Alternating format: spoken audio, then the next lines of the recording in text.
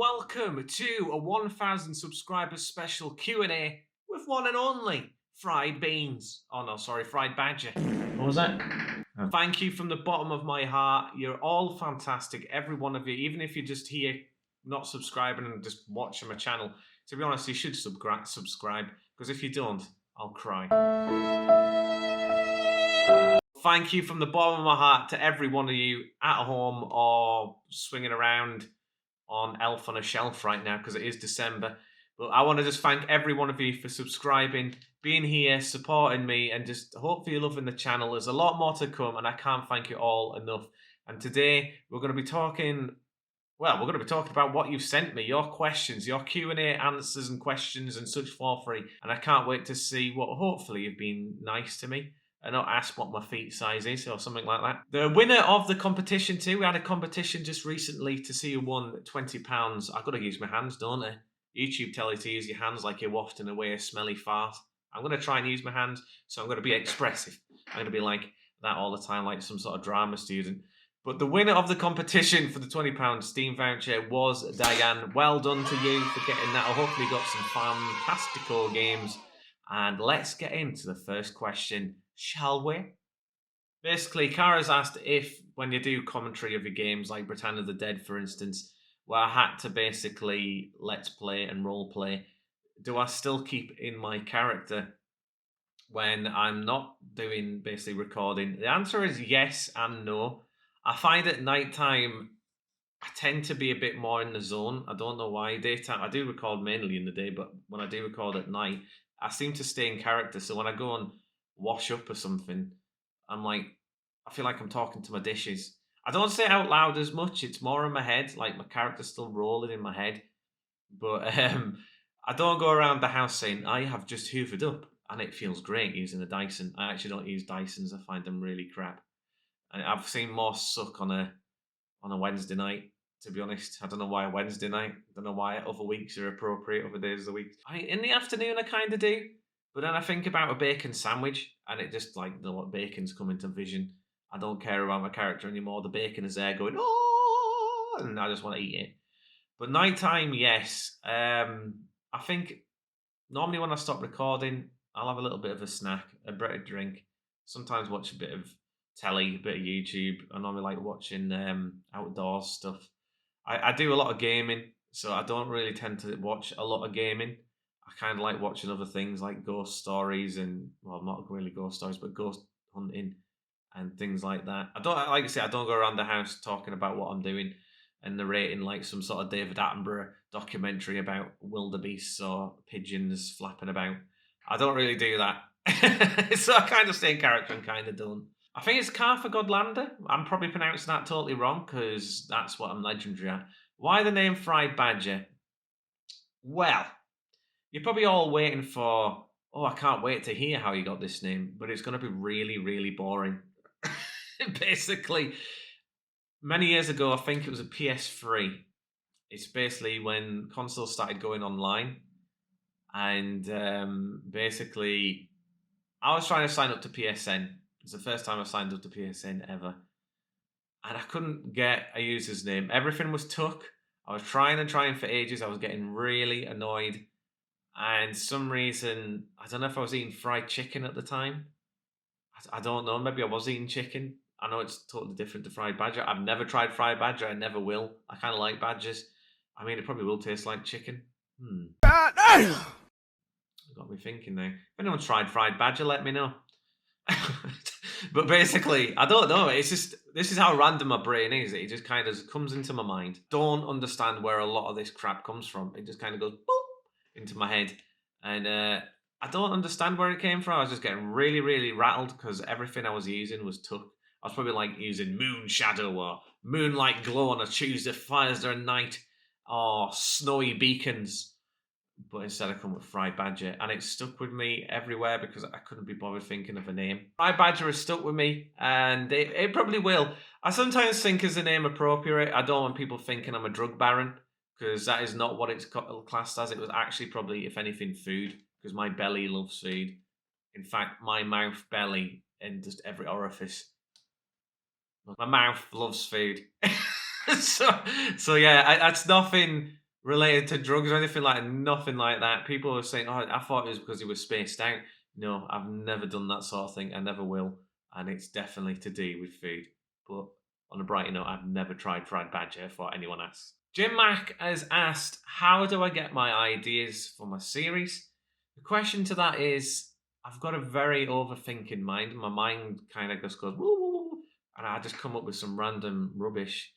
I say I think I've been speaking about this quite a lot on stream. I think a lot of my ideas are coming from when I'm in the shower. It's kind of weird. I don't know if that's when I feel while I'm in the shower, I'm in my own zone, had a long day doing, I don't know, washing some underpants or something, or washing the earlugs.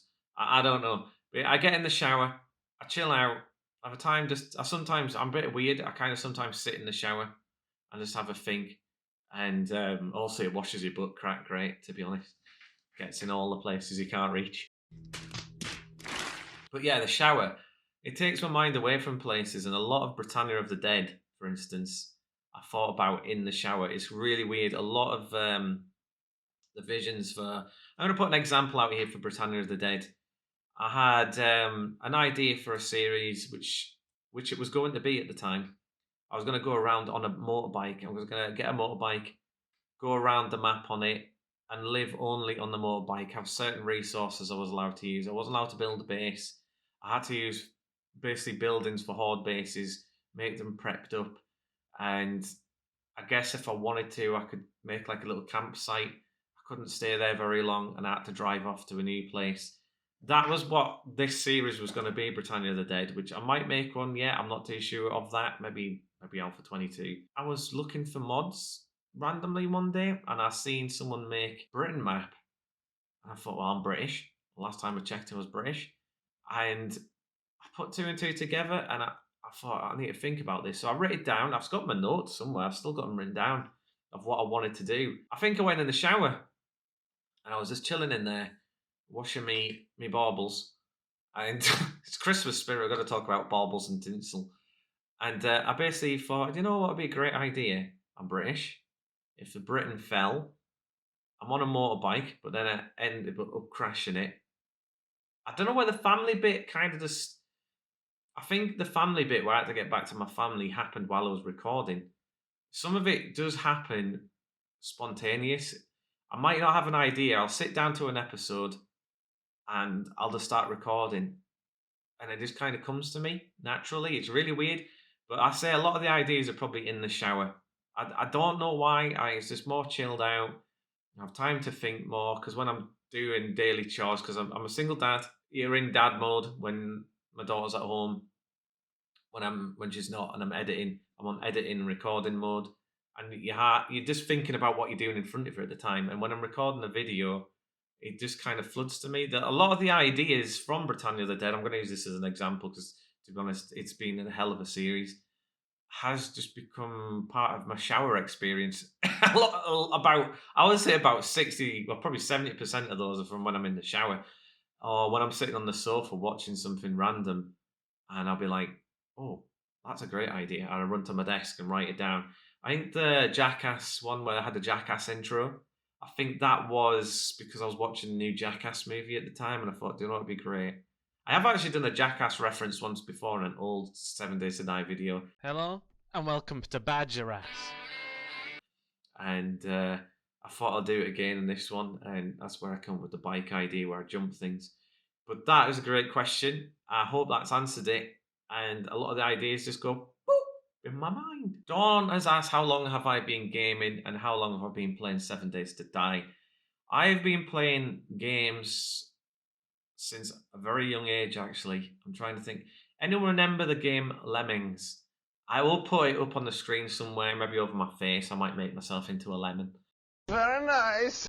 I'm not like a serious lemon like you're going to put on a pancake. But lemons, if anyone remember lemons, I think it was on an Acorn computer, if I remember correctly. I might be wrong. But I put that on the screen too. That is going back in time. But it was lemons. That was my first ever experience on a computer. I can remember I went into school one day. I seen someone play this game. I think it must have been new to school this time because I was young. I was very, very young, to be honest.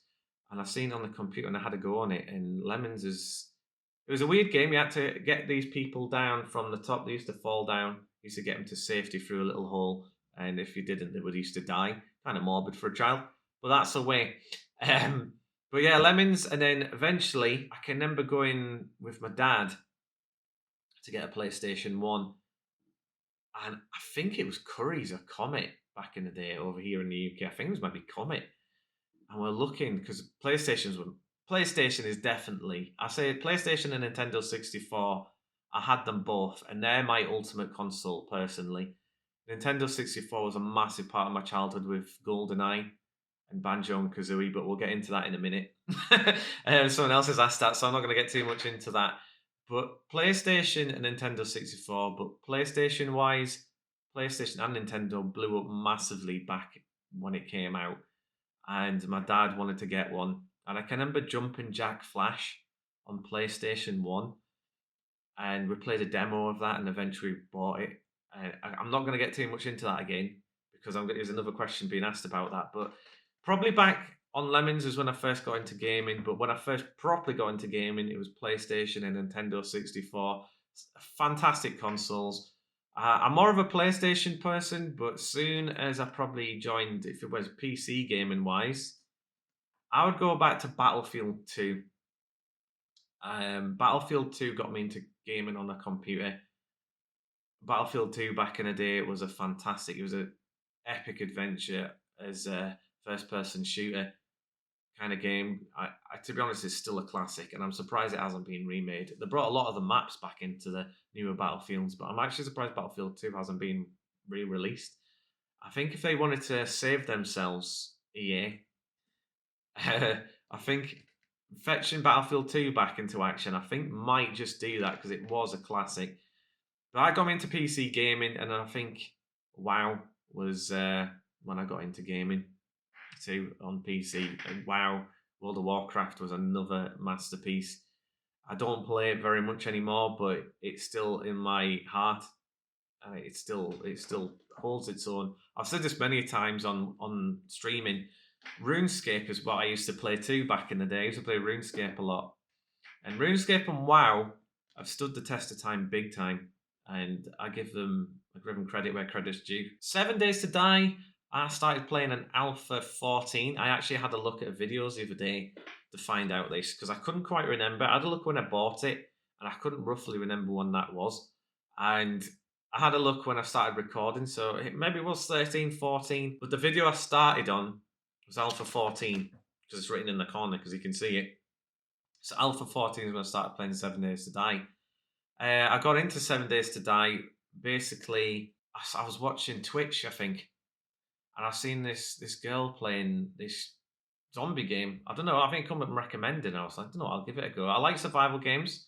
I love survival games, so I give it a go. I had a watch of a stream, and I thought this looks pretty epic. It was back in the days where people had a horde base one side of the map, and another guy would have it on the other side of the map because she was playing multiplayer. And he used to sit on top of your horde base thinking who's going to get the horde next. I kind of miss that factor in a way. I wouldn't change it the way it is now though. So your friend used to be one side of the map, used to be the other. You used to be a bit standing on your base or like a block. It just used to be a block going up in the air because back then the zombies were a bit thick.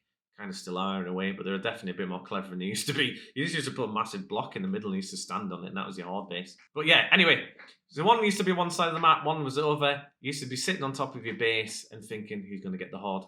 Who's going to get the horde?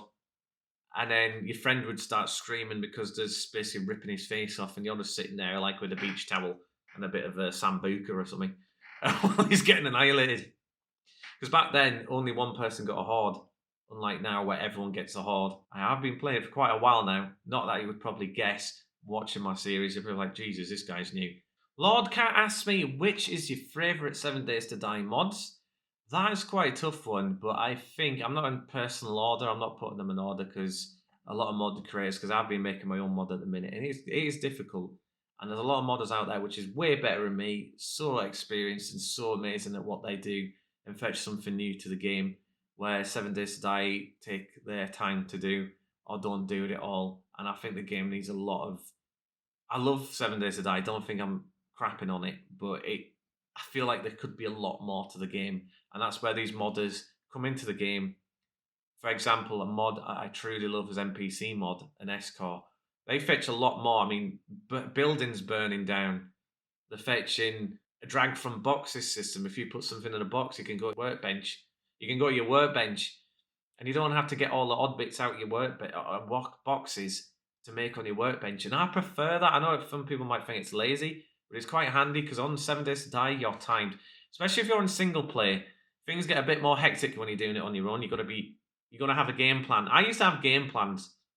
I've kind of forgotten game plans now, and I just cruise with it. I used to basically think, right, I'm gonna find a building to sit on and start my adventure making workbenches on top of this building box. I kind of still do it in a way, and then I say, right, I'm gonna loot for the first few days, and then I'm gonna gather materials and make a horde base.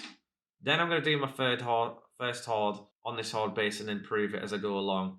And then I find ammo, make ammo, and I seem to have forgotten how to do that.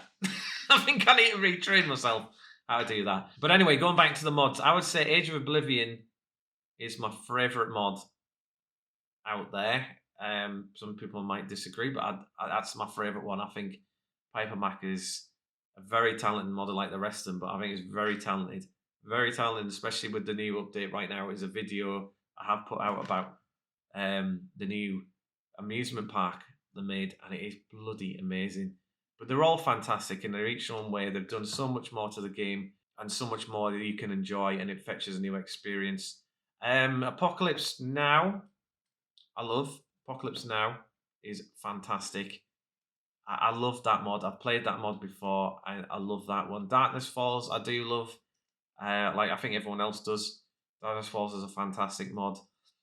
Like I say, S-Core and NPC mod. NPCs is something I've wanted in the game a lot. Starvation mod used to be fantastic because if I remember correctly, you could get a gardener to look after your crops, stuff like that. And I know, unfortunately, the person who was making, I think something tragic happened, and I'm sorry, my thoughts go to the family and friends and things, but it's a shame it got stopped being made, but I can understand why.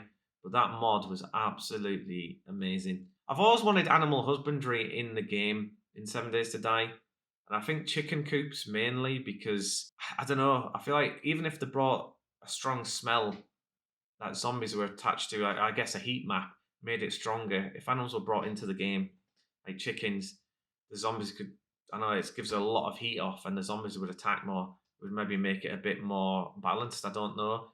But I feel like animal husbandry in some aspects should be in 7 Days to Die personally.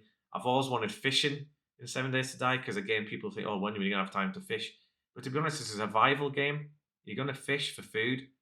And to be honest with you, if his lake's there, unless they come up with a backstory where the lakes, rivers, and things like that are polluted with nuclear waste or some crap, then I can understand. And I think some dangers should be added to the water in 7 Days to Die, maybe like some zombie crocodiles or something like that. I don't know. There's some more, or maybe the water is acid, and if you go swimming in it, you lose your feet. Purple Spuds asked me, is it going to be an end game to my mod? And will you ever get it on Nexus or any other 7 Days to Die kind of place where people can download it? The answer to the Nexus and people downloading it, no. I think it's going to be an exclusive to my members and community. I don't really want to release it because I've seen the tortures of people's discords where if something slightly goes wrong with your mod, they absolutely rip into you, and I just can't be bothered with that crap, to be quite frankly honest. I'll try to make a community. If I ever see any people in my community being absolute asshat, I will absolutely roger them silly, and not in a nice way, because I want this place to be a nice, warming community, and I hope it is for you guys and girls. And I don't want people to be slagged off for something they've done in their spare time. There's a lot of mod creators out there who get absolutely slagged off for something they do in their spare time. A lot of these mod creators have full-time jobs, families, things going on that people don't know, and yet they get slagged off here, there, and everywhere if they don't fix it in the space of 5 minutes. And to me, that is absolute ass-hattery. And if you're one of those people, suggest you stop, because they will get it fixed in their own time. Not everyone has time. So you can join the server with my mod on if you become a member and join, or if you're a Twitch subscriber, there's a new bit on my Discord you can go on to, and it gives you access to that and where to download it. and the password and username. And if people want to join, I love you too. I'm not going to force anyone to give me any money because I'm not that person. If you want to, thank you. I'm giving that option to you. I'm not going to be like, oh, give me money like a lot of people are like, I want to suckle on your bank balance. I'm not going to be that guy. So if you want to, that is fair play to you. But end game wise, for my mod, which is Set in Darkness that I'm doing, there might be, I want to try and get like a little story going. But right now, I'm just adding all the assets, all the things I want. I added well over 200 food to my mod. There's one thing I wanted to add in 7 Days to Die. There's more loot. I love loot, like everyone else does. When you open up a box, you want to be like, oh, wow. But I find on 7 Days to Die, when you go into cupboard loot on 7 Days to Die makes me angry. I open up a cupboard and I get one rotten flesh or one bone, or it used to be one tin can, and that annoyed the shit out of me. So I added cupboard food. I added Pringles. I added crisps. I've added garlic and all that other crap in there. And I wanted something, when you open and loot, to be a bit more, yes, this is cool, something different, and not just, oh, here's a bit of rotten flesh, enjoy. But yeah, there will be an end game, I think, or some sort of storyline to it. I've been adding quest lines to it right now for a bit of a test run. And I think people are enjoying it. If you are playing the mod, and if you are on the server, let me know how crap it is. Or good. I hope it's good. Anyway, next question. Diane asks, what's your favourite hobbies, music, and food? That is a big question, and I'm all up for big. Favourite hobbies after gaming is definitely playing the guitar. I think there's nothing better than just sitting down. I've got Rocksmith on my computer. It teaches how to play the song, and you can play along with it and other bits and bobs. And there's nothing better than me just chilling out on my guitar. I would fetch it out, but I'm not going to. It's a Fender Stratocaster. I put a picture up there somewhere. That's why I've kind of left a bigger gap over there so I can put pictures and whatever else. A Fender Stratocaster is a guitar I've got. I like sitting on it and just playing away and just forgetting about the world around me and just enjoying the music. And music is a massive thing to me. And we'll go into that now. And music it's the getaway of real life and shenanigans. I think what I used to do was listen to music when I was younger in my teens. If it was a tragic day at school or just crap time. I think when you're a teenager, your mind's all over the place. You know, you're a grumpy sod, and if you weren't a grumpy sod, I salute you because I was a grumpy shit. I still am, to be honest. But what I used to do is lie on my bed, turn the light off, turn some music on, just nice volume, not stupidly loud, and chill out, listening to Iron Maiden. Iron Maiden is my favourite band of all time. I like Saxon, Whitesnake. There's Hammerfall, Avantasia. Oh god, there's so many. It's mainly old rock metal. Muse is probably I'm not so fond of them now. The newer stuff is a bit weird. But I used to like Muse, certain songs of Muse. Black Sabbath with Dio in.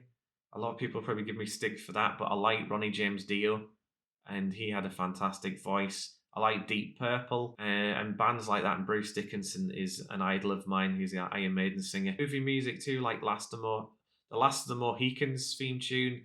A lot of like Clint Eastwood, spaghetti western music. I love. It's just classic, and I freaking love music. It's just part of me, and I think a lot of people probably agree. I think a lot of people's escape from real life bullcrap is music. But another hobby after game, I used to love going fishing. I love going camping. I have got another channel. It's set on adventure, but unfortunately this year in the UK, the weather was absolutely crap. So we didn't get to do much camping. You've probably seen some of the videos of me going camping with my daughter and things. And I love going for walks where I live because it's out in the countryside. And I've got a new camera now, which I can take with me. But again, the weather's been atrocious, so I haven't been able to camp. But we have hit a massive goal now. We're raising money for Great Ormond Street Children's Charity as we're doing this. And I am going to be sleeping outside in about 3 degrees temperature or like -3. So that's going to be an interesting shenanigans. So we'll probably record that and I'll probably put it on the channel. I used to love doing Airfix. If anyone remembers doing the Airfix models, I used to love doing that in remote control cars. I used to have a really cool remote control car when I was a teenager. I've not done that in ages too. But yeah, I love that. And Pokemon cards. I love Pokemon cards. Anyone gives me any love with Pokemon cards, I'm all up for it. Pokemon cards is legendary. In fact, speaking of Pokemon cards, I should have mentioned that too. in my games, what brought me into gaming. Pokemon Red was my first intro to a lot of handheld, really. Pokemon Red was my first handheld kind of game, and I freaking love Pokemon. I grew up with Pokemon, and I still love it to now, and I probably will to the end of my days. Freaking maze balls. Food. I am dribbling on here, and I do apologise. Pizza and curries are my favourite things. I love chocolate cake. Anything chocolate, I can honestly lick it off your nostrils. Chocolate is amazing. I honestly, God, I just a mouthwater of chocolate. Donuts, everything you're not meant to eat. Some certain crisps or potato chips in America. It has to be the right flavour, and prawn and cocktail crisps are just. I don't think Americans get prawn and cocktail crisps.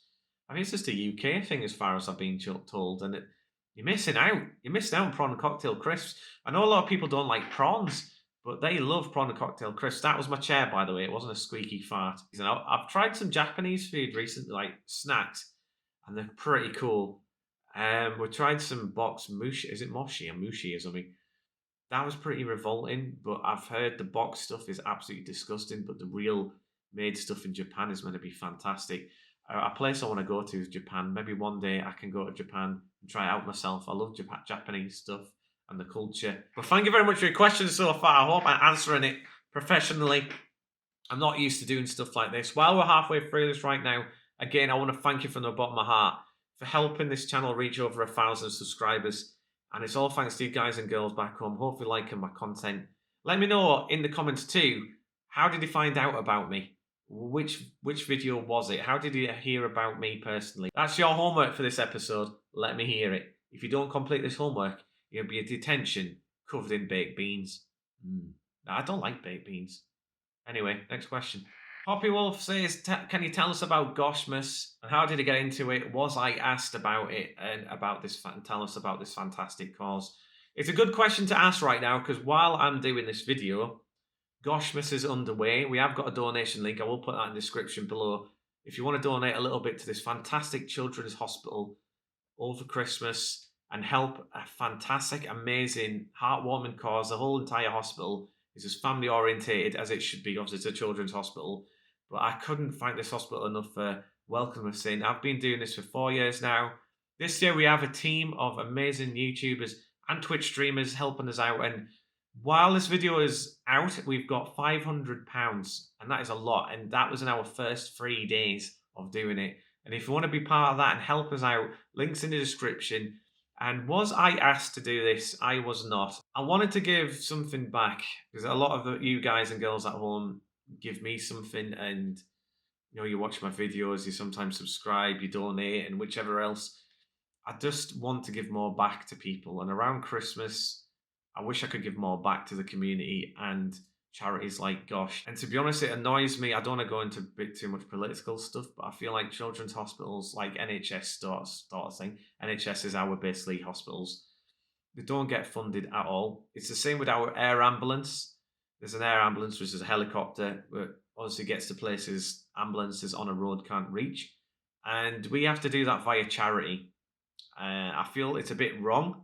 I feel like it should be funded because it's saving people's lives. It's an amazing thing to have. There's children going in there around this time of year when they should be at home. I mean, being a father, I think the people at home with the children, you know, you're lucky at Christmas Day. A lot of these people in this hospital don't get to spend Christmas at home watching the children jump on the bed. I know it's annoying to some parents where the children come in at 4 or 5 in the morning and jump on your bed and wake you up and want to go downstairs and open the presents. But you should look at that and think, we are really lucky. You know, my child is jumping on the bed, want to get up, open presents, and later on we'll have some Christmas dinner with the family around the table. There's people in these hospitals can't. I mean, they try and do that for the children, but it's not the same. You know, they try and make it the same, but it's not. They want these families, as a parent, you want your child at home to celebrate it around a nice warm fire, a bit of hot milk or a bit of hot chocolate on Christmas Eve. But they don't get that. They might get it at the hospital. It's just not the same. We want to get them home for Christmas. And no matter what time of year it is, we want to get them home with their family and back to where they should be. And this is why I do it, because I want to, and because I believe in families should be together and be at home loving and all as one. Tonya asks, where did I get my crazy sense of humour from? It definitely wasn't my parents. No, I'm joking. I think a lot of my family members use, I guess the term nowadays would be dad jokes. It was a lot of dad jokes floating around my family. And the fact that going on to TV series, which we were on stream the other day, I used to watch Liam Neeson and Naked Gun. Naked Gun is a classic. Father Ted, Blackadder, Red Dwarf, Monty Python is a massive one. Monty Python and the Holy Grail with the rabbit scene where it bites everyone's necks. That's going to stay with me for life because it's just a classic scene. But Mr. Bean, again, Ron Atkinson as Mr. Bean. That guy is a genius, Ron Atkinson. From someone who doesn't really say very much about, oh, Teddy, something like that, and nothing at all, affection humour to people by doing actions and not a lot, but people still laugh.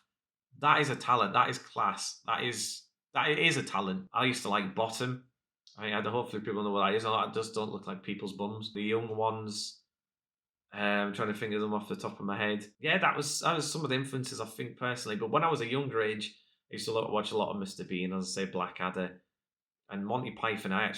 Monty Python and the Holy Grail. I watched that at a young age, and it was classic, absolutely. I've never laughed so much in my life by watching that movie, especially the rabbit scene. As I say, I was rolling around watching that rabbit scene on Monty Python. Brilliant movie, and I might have to watch it later. Spuds also asked who wrote the Book of Love. Me, of course, because I'm all the loving you ever need. Thank you for making me do a video like this, even though I asked for you to do this. But honestly, thank you so much for sitting through, watching me dribble on about me personally.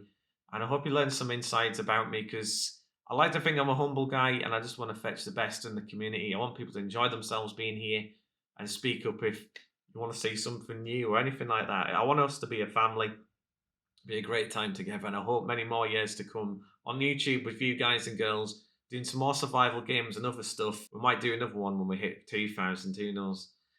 But thank you so much for also doing the giveaway, signing up to the giveaway, and asking me the questions here today. I can't thank you all enough from the bottom of my heart. To you guys and girls at home, have a great Christmas, and thank you very much for watching the Badger set or Friedbadger channel. Here's some montages of me when I first started out till now. Oh God, I'm going to have to look through them montages of me when my mic sounded like it was coming through my butt cheeks. But anyway, thank you very much. Goodbye from me, Friedbadger, and I'll see you next time on a video. Yay. Packet of crisps. Thank God that's finished. I'm still recording.